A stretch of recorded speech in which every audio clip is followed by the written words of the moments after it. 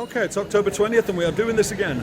You may remember when I recorded this, the video for the March in June, started off on the train. I'm on the tube now. Well, I just got off the tube at Hyde Park Corner. It's a different starting point this time, St Park Lane. Last time I was on a moderately crowded Saturday morning tube. This morning, the tubes and the trains are heaving. I don't know whether to read anything into that. I guess we'll find out when we emerge into the daylight. Yeah, the station is like something out of Fritz Lang's Metropolis. This is looking quite promising. Yeah.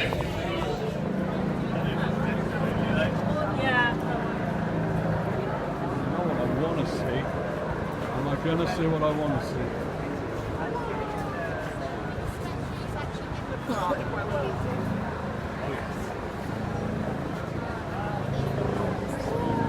Oh yeah. Yep. That's what you want. Yep, this is the real thing, folks. Oh yeah. Right, so I'm still near the entrance to the Hyde Park Corner Tube, which is about half a mile from the designated starting point. And it's absolutely rammed. So I assume it's rammed all the way to the Park Lane Hilton, which is where the starting point is supposed to be. Yeah, people have turned up for this.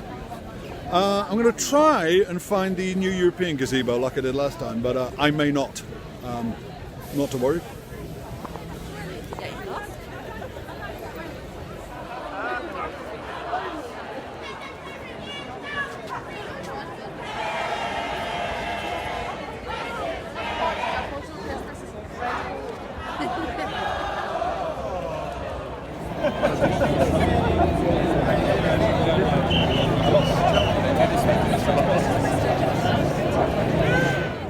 Okay, well that's a bit of a turn up. I went looking for the new European gazebo. I did not find the new European gazebo, but I did find Alistair Campbell and Francis. Yeah.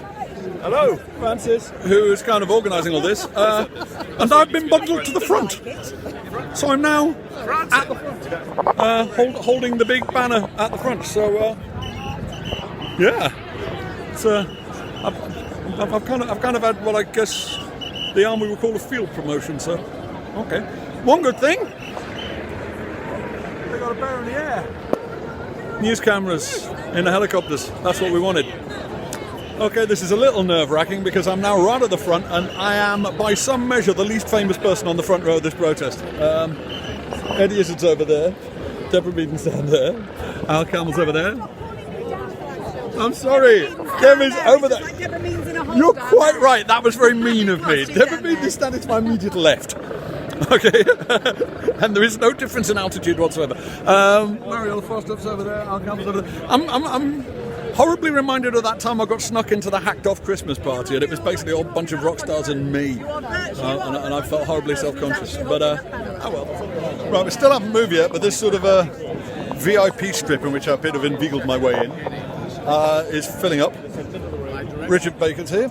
I'm here. Hey, Rich. Hello, Rich, Mitch, you probably remember we did a Doctor Who set visit a bunch of years ago. Yeah, I do remember. Yeah. Hang on, was that when I was doing my 5 Live show in It was Wales? 5 Live show and we were on the radio in the TARDIS. It was excellent. Yeah, it was great fun. It was great. It was a good day for me. Yeah. One of my best days ever. It's a day for me. I'm a Doctor Who fan as well. It was good fun. It's good fun. How are you feeling anyway? Because you were like, well, basically clinically dead about 2 weeks ago. So you're looking remarkably healthy considering. I nearly died in July. You did? I lived for this. I lived for today. Absolutely. After this, the gods will release him. But I said when I was hosting the rally in Cardiff that we're going to know we're winning this when Tories start turning up to it. And just over there, you've got Anna Soubry about 18 inches away from Chuckaramuna. So, Sarah Wollaston's here. Sarah Wollaston's here, yes. My long cherished notion of a coalition of the sane is starting to take fruition. Okay, they're moving. We're holding back because we're behind this big banner thing. We're not moving yet. We are not moving yet.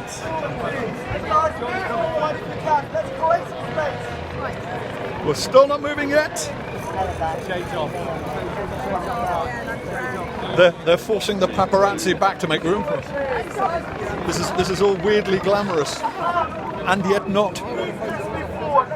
What do we want? People's vote. When do we want it? Now. People's vote. When do we want it? Now. What do we want? People's vote. When do we want it? Now. What do we want? People's vote. When do we want it? Now. What do we want? People's vote. When do we want it? Now. What do we want? People's vote. When do we want it? Now. What do we want? People's vote. When do we want it? Now. Someone else's go! I sing for a living and I can't do this forever! People's vote. No! People's vote. No! So basically, we're getting packed like crazy, Hello, mate. and I'm in the middle of it. I'm just photobombing now, that's literally all I'm doing.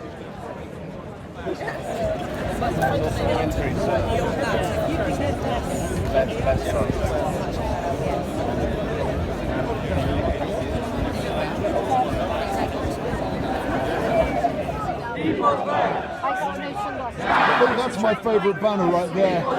You lied to us. That's really what this is all about, isn't it?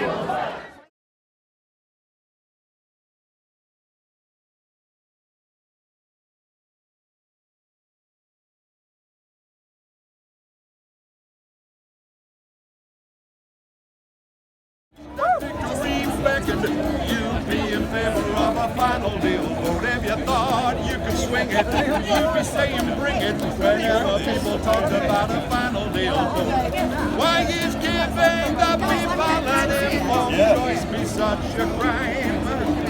It's almost as if you don't think you did win fair first time. I'm of the opinion if you want you you'll be in favor of a final deal. But you think you get a kick it, and that's why you're too chicken to let the people have a final deal. Being at this sort of little VIP enclosure is actually quite odd going because we started moving and then we stopped moving and now we're not moving. Because of course we're behind this massive banner that goes from one end of the street to the other. So we can't just kind of shuffle forward the way you do in a march. They kind of have to wait for everybody who's in front of us to naff off out of the way. And they're not. It's not just paparazzi, it's like, just regular people as well, but we kind of need everybody else to move forward before we can move forward. But, this just means that there are more people here than we can comfortably deal with, which is a good thing. If a slightly uncomfortable one at the moment. Not sure how this happened, but I appear to have acquired the megaphone. This may not end well. What do we want? People's vote. When do we want it? Now. What do we want? People's vote. When do we want it? Now. We just had confirmation there are 500,000 people on this march. I'm feeling pretty pleased about that. It's making it kind of difficult to move, but you've got to be happy with that. Right, as a consequence of the massive turnout today, this is moving vestigially slowly, which means basically they've had to spirit all the VIPs away so they can get to the stage in time to do the speeches. So I've kind of inherited the front row. I've kind of inherited the banner and the megaphone. So I appear to be acquiring more and more responsibilities as the day goes on. It's all good. What do we want? What do we want it? What do we want? What do we want it? What do we want? What do we want it? What do we want? What do we want it? Everybody keep moving forwards if you can. Slowly, please, slowly, slowly.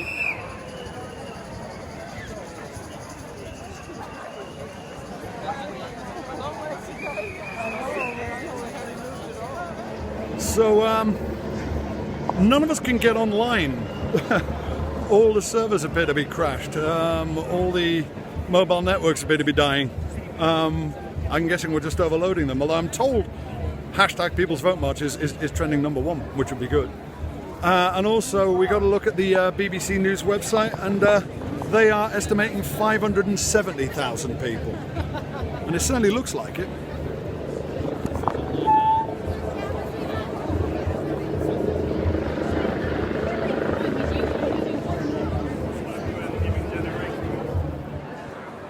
I don't know if you can see that, but it says Carol Cadwallader for PM. I wholeheartedly concur. Okay, we're only halfway up Whitehall and the crowd have started turning around. So basically, I guess whatever was happening in Parliament Square has now happened. But I found me mum. I found me mum. I didn't know she was coming. How's about that then? Look at that. Say hello, mum. Hi, sweetheart, how are you? That's my mum, that is. Who are you talking to, Leslie? No, we're talking to the internet. All right. In due course. All Yes. right, Sorry, okay. I'm quite a lot bigger than my mum. I'd have to crouch down There here. we are. So yeah, I Okay. sneaky bugger didn't tell me she was coming. But there you go.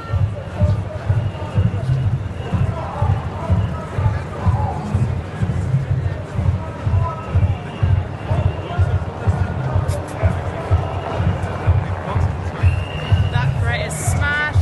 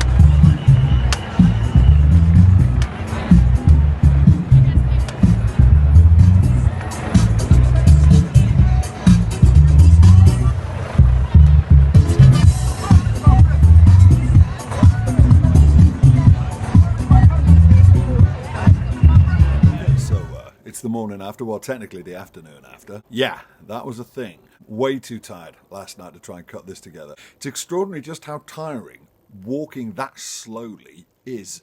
Because I was stuck behind that big banner for more or less the whole time, and it was just literally a snail's pace, sort of shuffling along a few steps and then having to wait for everybody in front to move back a bit and then shuffle the banner a bit forward. So yeah, I don't think I covered more than about 2.5 miles, but I did the whole thing at literally about sort of half a mile an hour, and it's actually quite exhausting. And that, I think, is sort of the biggest indicator I can give you as to just how big that was. Obviously, when you're right in the middle of it, you can't really tell what scale the demonstration is. I've seen all the aerial footage now. I've seen that we basically appear to have occupied the whole of the city centre.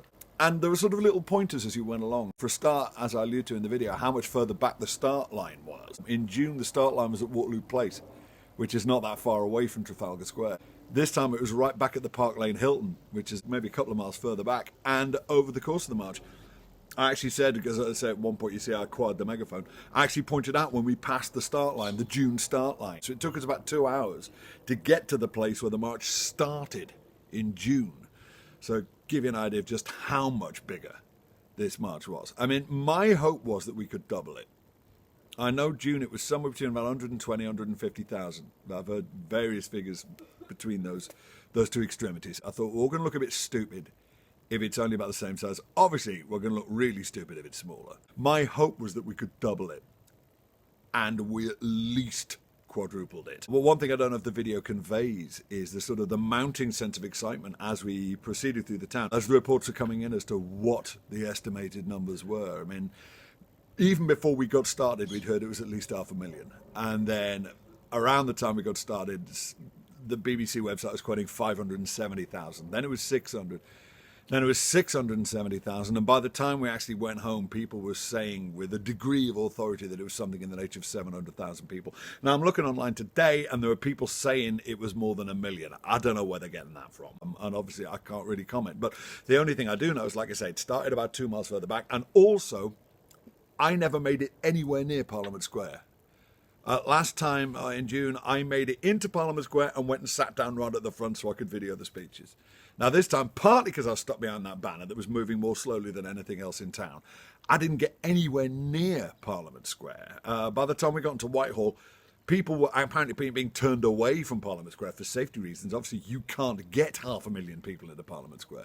We could see that the speeches are still going on. So obviously, it started a bit late. It was meant to be over by 3, and this is already about 3:30. And I think I could see Richard Bacon on the big screen, because they have like overflow screens as you go up to Whitehall for people who can't make it into the square. But people were already sort of leaving, and the traffic was starting to turn around and head back towards Trafalgar Square. So, and also by that time, I was in the company of my 78-year-old mum, who, as you can tell from the video, I had no idea was even coming down to London. She's an absolute bloody legend, my mum. Because I bumped into James O'Brien early on. Didn't see him on the march. I saw him on the tube. Should have got some video of that. Never occurred to me. But my mum was the world's biggest James O'Brien fan. So I had a brief chat with James, got a selfie of the pair of us and sent it to my mum. Little knowing that my mum was already on the train at this point. I was already on her way to London. I was, sending her messages telling me to do it. And then she said, yes, I'm down here. I couldn't stay away. Don't bother looking for me. I'm like, eh. So eventually she told me where she was. She was standing in front of Trafalgar Studios Theatre at the top of Whitehall. And I was like, oh, I'm only about 200 yards away. Just stay put and I'll come find you. And I did. So by that stage, I was also looking after my mum. So I thought, all right, we turned it around and headed back into Trafalgar Square. And got her back to Charing Cross station, where she got the tube back to Euston to get home again. But yeah, there was no way of getting into Parliament Square, which means I missed my ostensible moment of glory, which is that they played the video for the Final Deal vote song on the big screen as part of the sort of video preamble to the speeches. I was still about 2 miles away when that happened, still shepherding their bleeding banner. So I never got to see that. I'm told it was well received. If any of you were videoing it in the square at around the time that they showed my song on the big screen, do send that to me, because obviously for reasons of pure ego, I'd really like to see that moment. So what happens now? Well, as I've said a few times in the sort of the videos I've been in trying to lead up to this, the march in June did make a difference. People started talking in far more confident terms about the idea of having a vote on the final deal. People started to get that is not a question of having a do-over of the 2016 referendum or just having endless votes until it comes our way. It's talking about voting on something which has not yet been voted on, and ultimately the only thing that really matters. There is a report this morning in the Sunday Times that civil servants are looking into the practicalities of putting this out to a vote again. Now, that wasn't happening in June. And this was a much bigger deal than June. So let's see what happens next. So congrats and many, many thanks to everybody who made it down to London yesterday. For everybody who couldn't make it down to London yesterday, don't worry, because this is just getting started and there's going to be plenty more for you to get involved with. And for those of you who just want me to sing rude songs, I will do something that's not about Brexit this week. I promise, okay? Haven't entirely got it out of my system, but yesterday was pretty cathartic, one way or another. All right, thanks very much. See you soon. This video was made possible by the supporters of my Patreon project, who help me make fun things while receiving great perks and rewards. If you enjoyed it, why not follow the link and join us?